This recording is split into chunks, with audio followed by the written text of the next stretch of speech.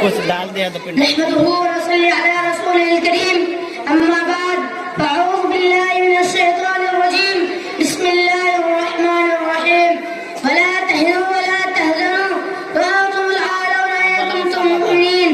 صدر انجمن حکم صاحبان مشرق حضرت اکرام اور دور دراز سے تشریف لائے مہمانان نظام اور میرے عزیز ساتھیوں، آج میں آپ حضرات کے سامنے ہندوستان کے مسلمانوں پر ہونے والی سیاسی ظلم و ستم، دین اسلام کو داغدار، اس کے حقوق اور وجود کو دھیرے دھیرے ختم کرنے کی نہایت گرانی سازش اور کوشش ہو رہی ہے، اس گرانی سازش اور کوشش کے موضوع پر کچھ عرض کرنا چاہتا ہوں.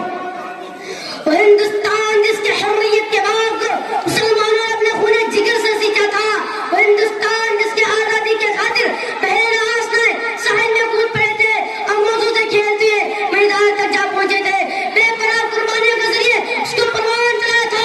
آج اس ہندوستان میں مسلمانوں کو طرح طرح کی اذیتیں اور تکلیفیں پہنچائی جا رہی ہے.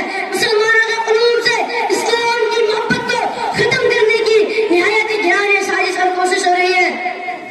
اور کبھی وندے ماترم کہنے اور گانے پر مجبور کیا جاتا ہے، اور کبھی دھڑوں سے کلام پر جے شری رام کہنے پر مجبور کیا جاتا ہے. دلاور بیڑیا کی جماعت سے تو پوچھو کہ راؤ نے کہا اتنا تھا کہ ہندو مذہبی کتابوں میں یہ سکھایا گیا تھا، ہرگز نہیں. یہ لوگ نہ صرف مسلمانوں کے دشمن ہے بلکہ ہندو دھرم کو دنیا بھر میں بدنام کرنے، ہندو مسلم کے درمیان نفرت کی بیج بونے کے لیے سب سے بڑا روزہ کیا ہے. اور کسی مذہب کی تعلیم ہرگز نہیں ہو سکتی میں جانوروں کی حفاظت کے نام پر انسانوں کو مار دیا جائے.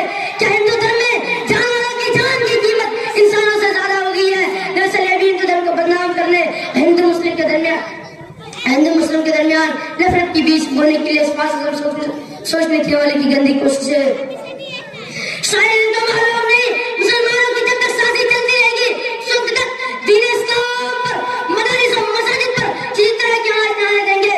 جس شاید نے کیا خوب کہا ہے، ہم تمہارے دھمکیوں سے خوف کھا سکتے نہیں، ہم تمہارے دھمکیوں سے خوف کھا سکتے نہیں، ظلم کے آگے ہم اپنا سر جھکا سکتے نہیں. برادران ملت، اگر وطن ہماری جان مانگے تو جان دیں گے، وطن ہمارے مال مانگے تو مال دیں گے، وطن ہمارا تن من دھن مانگے تو سب کچھ دیں گے. لیکن یہ نہیں سکتا مسلمان نبی صلی اللہ علیہ وسلم کو جا جلال دے، اور یہ نہیں سکتا مسلمان آخرت کو چھوڑ کر دنیا کو ترجیح دے. آپ حضرات کو وہ تاریخ یاد ہوگی جب انگریزوں کا ظلم و ستم حد سے آگے بڑھی اور انہوں نے اسلامی انقلاب کو مسمار کر کے اس پر تسلیث عقیدت کی بنیاد رکھنا چاہا تو سب سے پہلے شاہ عبدالعزیز رحمہ اللہ علیہ میدان جہاد میں بیجت کود پڑے، انگریز کے خلاف محسنیں قائم کے اور اس بات کا تیار کر لیا تھا کہ غلامی کے ذمے ٹکڑے ٹکڑے کر کے دم دیں گے. اس کے نتیجے میں مسلمانوں کو مصائب و مشکلات کے کن کن مراحل گھاٹی اور دشوار وادیوں سے گزرنا پڑا اور تاریخ کا قلمدار باب ہے. اور اعلان اسلام اور ٹیپو سلطان ہونے کی ذات تھی، اس نے یہ کہہ کر گیدڑ کی 100 برس کی زندگی سے شہر کی ایک دن کی زندگی بہتر ہے. لوگوں کے لیے مردہ میں آزادی کے بھر کی لہر دوڑا دی تھی اور خود بھی انگریزوں کے خلاف بڑے سر پیکار رہے. یہاں تک کہ میسور کے دھرتی پر خون کا آخری قطرہ بھی بہہ کر شہید ہو گئے. ملت اسلامیہ کے کیوں نوجوانوں اپنی غفلت کی چادر چاک کر اپنے ہوش کے ذرائع پہن لو، اپنے اندر انقلاب پیدا کرو، اپنی تقدیر کو سنوارو اور منہ کو تقدیر خود بنائی جاتی ہے. رب کریم نے ارشاد فرمایا ہے ان اللہ لا یغیر ما بقوم حتی یغیر ما بانفسہم.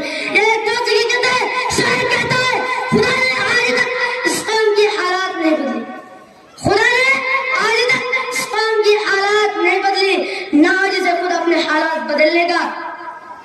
محترم سامعین، ہم بہت کچھ ہو چکے ہیں لیکن ہمارے سب سے بڑی دن اسلام آج ہمارے پاس موجود ہے.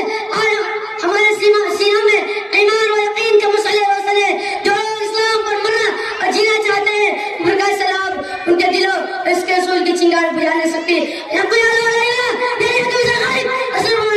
اس کو کوئی سے مغلوب نہیں کر سکتی. یہ شاید نے کیا خوب کہا ہے، اسلام کی فطرت نے قدرت میں رچک دی ہے، اسلام کی فطرت نے قدرت میں رچک دی ہے. اتنا ہی بھرے گا جتنا کہ دباؤ گے.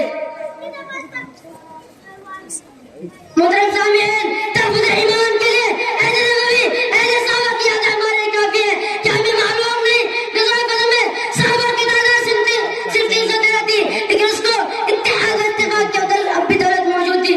سو خدا وحد کا توکل تھا، اس کے نتیجے میں فتح اور کامیابی ظفر کامیابی کا محبت سے استغفار ہوئے. غزوہ خندق اور غزوہ تبوک دیگر غزوات کی مثالیں تاریخ میں موجود ہے. اس میں قلیت کے باوجود عزت پر غلبہ حاصل کیا ہوا ہے. جس کا نقشہ قرآن نے یوں کھینچا ہے کم میں فیات قلیت غلبت فی کثیرۃ باذن اللہ. لیکن آج مسلمانوں نے زبردست قوت اور فوجی طاقت کو پامال کر دیا ہے. خدا آپ اپنے اندر اتحاد اور اتفاق کے علاوہ جذبہ کو فروغ دے. اتحاد اور اتفاق کی رسی کو مضبوطی سے تھام لے تو انشاءاللہ فتح کا کامیاب صبر کامیاب آپ قدم چومے گی. میں انہیں چند باتوں کو شعر کے ساتھ ختم کرنے چاہتا ہوں. ملے گی منزل مقصود ہے ہم ایمان رکھتے ہیں. ملے گی منزل مقصود ہے ایمان رکھتے ہیں اور اپنے رہنمائی کے لیے قرآن رکھتے ہیں. وفاداری وطن سے ہوئے قرآن کہتا ہے. وفاداری وطن سے ہوئے قرآن کہتا ہے. ہم اپنے ہر گوشے میں ہندوستان رکھتے ہیں. ہم علینا البلاغ. السلام علیکم ورحمۃ اللہ وبرکاتہ.